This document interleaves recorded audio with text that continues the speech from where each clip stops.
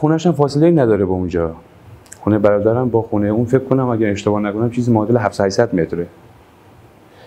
و میبره اونجا میگه ایلیا من مثلا تو خونم دستگاه PS4 دارم فلان دارم، من دنبال سیمه باید بگردم و اگه دوست داری این چند دقیقه بیا بازی کن که من دنبال اون سیم بگردم و سریع بریم. دیگه اون بچه شروع به نشستن تو بازی کردن میکنه و تو همین فاصله میگه ایلیا من این شربتم شما بخور، هوا گرمه، شربت بخور من کابل پیدا میکنم. اون شربتی بوده که 4 تا قرص دیاسپام توش قاطی کرده بود و دوز اون قرصا از بس که زیاد بوده این بچه میخوره و از اون حالت عادی خارج میشه.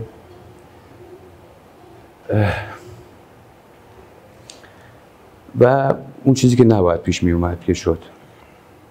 جایی که من شنیدم گفتن داخل پنل کولر یه دوربین چشمی کار گذاشته بود. یعنی یه دوربین مخفی درست کرده بود که از درش دو دوربین بود. به صورت مخفیانه فیلم گرفته که بعد نگاه می‌کرده. براش جالب بوده.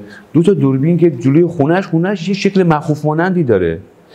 4 متر عرض داره به طول 10 متر.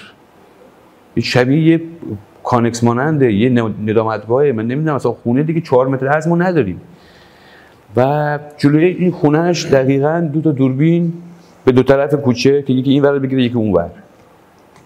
بعد داخلش هم میگم یه دوربین چشمی داخل پنل فکر کنم کولرش گذاشته بود، داخل پنل که 2 روز این بنده خداها بچه‌ها داره آگاهی گشتن تو اون دوربینه رو پیدا کردن. نمی‌تونن پیدا کنن. مثلا این کجا هست؟